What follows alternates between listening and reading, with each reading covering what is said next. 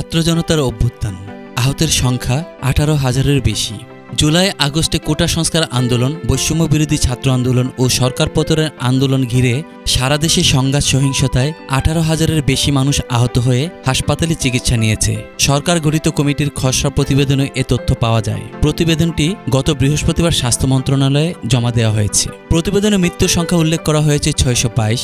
মৃত্যুর এই সংখ্যা হাসপাতাল থেকে নেওয়া। অবশ্য আন্দোলনের সময় নিহত অনেককে হাসপাতালে আনা হয়নি, তাই প্রকৃত মৃত্যুর সংখ্যা আরও অনেক বেশি। স্বাস্থ্য মন্ত্রণালয় সূত্র জানিয়েছে, এটি একটি প্রাথমিক বা খসড়া তালিকা। এখন তথ্য উপাত্ত শুদ্ধকরণের কাজ চলছে।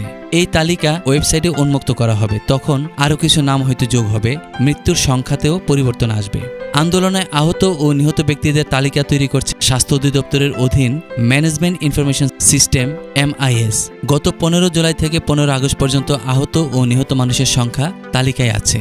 MIS এর নাম প্রকাশ করা শর্তে একজন কর্মকর্তা গণমাধ্যমকে বলেন, সব বিভাগের সরকারি ও বেসরকারি হাসপাতালের কর্তৃপক্ষ আনুষ্ঠানিকভাবে যে তথ্য দিয়েছে, MIS তা সংকলন করেছে। তথ্য সংগ্রহ ও যাচাই কার্যক্রম এখনও চলমান। কোন বিভাগে কত আহত?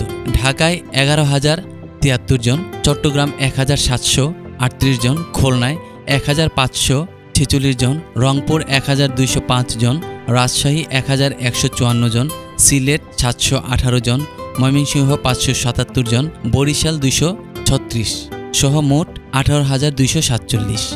এদিকে নিহত হয়েছেন ঢাকায় 477, চট্টগ্রাম 43, খুলনা 39, রংপুর 4, রাজশাহী 19, সিলেট 22, ময়মনসিংহ 17, বরিশাল 1, মোট নিহত 622।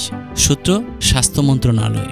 মৃত্যুর তালিকায় দেখা যায় আন্দোলনের সময় সব বিভাগেই মৃত্যুর ঘটনা ঘটেছে, তবে বেশি মৃত্যু হয়েছে ঢাকা বিভাগে। এই বিভাগে মারা গেছেন 477 জন, আর সবচেয়ে কম মারা গেছে বরিশাল বিভাগে।